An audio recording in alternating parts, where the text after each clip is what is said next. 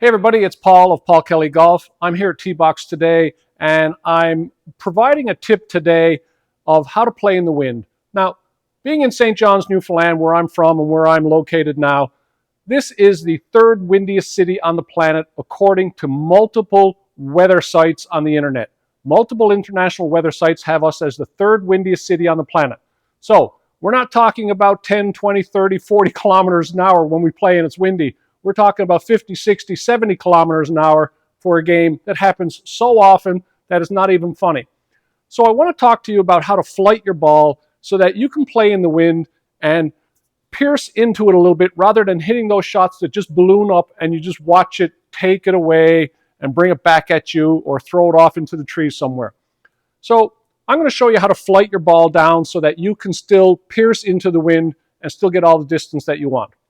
So the first thing I'm going to do is hit a regular normal 7-iron to get my baseline model of what my trajectory is, my launch, my apex, and my distance.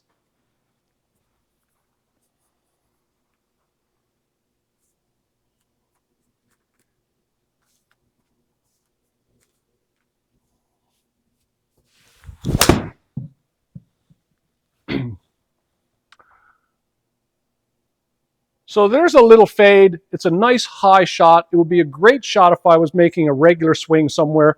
I get great height, great trajectory. It comes in, lands soft. It carried 191 yards, which is fairly long.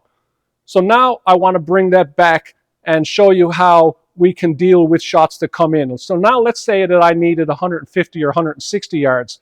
Well, traditionally that would mean that I would drop back from a 7-iron to probably a 9-iron or so to bring that back. But with a 9-iron, I'm going to flight it even higher, and I don't want that. So I'm going to use my 7-iron to bring that trajectory down to give me somewhere around 155 yards.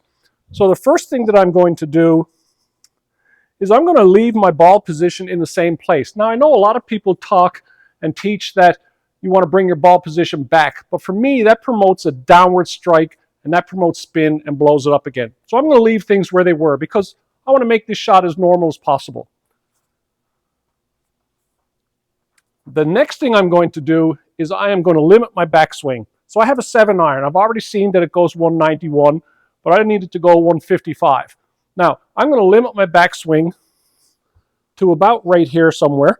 And then the trick of it is when I go to swing, I am going to roll this knuckle downward. So I'm going to bow my hand down, which creates the de-lofting.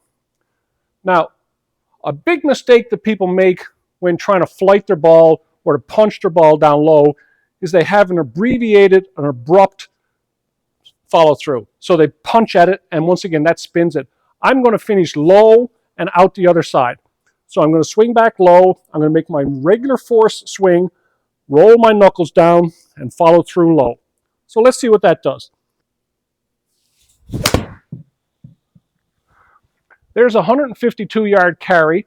My flight dropped significantly.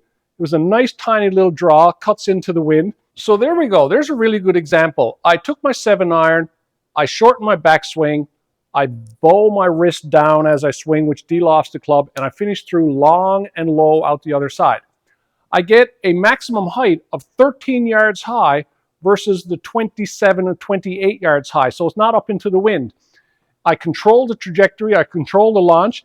So it's a great option to use in wind. Now, if I needed a little bit more yardage and it's not as windy, but I still want to flight it down, then I just make my swing a little bit longer. I still bow my wrist downwards. I roll those knuckles down. So now let's bring this same 7-iron up to about, let's shoot for about a 170-yard carry. So now instead of being here, which was my 150, I'm going to be up here a little bit. So let's shoot for 170, and same thing, a low trajectory. So these are wind cheating shots.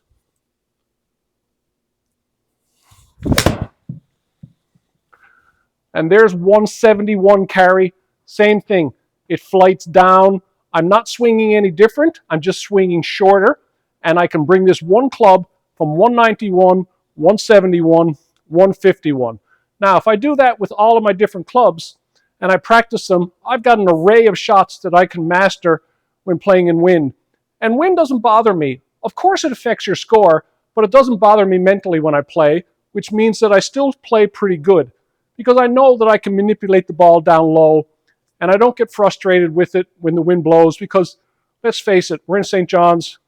If you don't play when it's windy, you aren't playing more than 1 or 2 times a year. So give this a try. Here's the trick.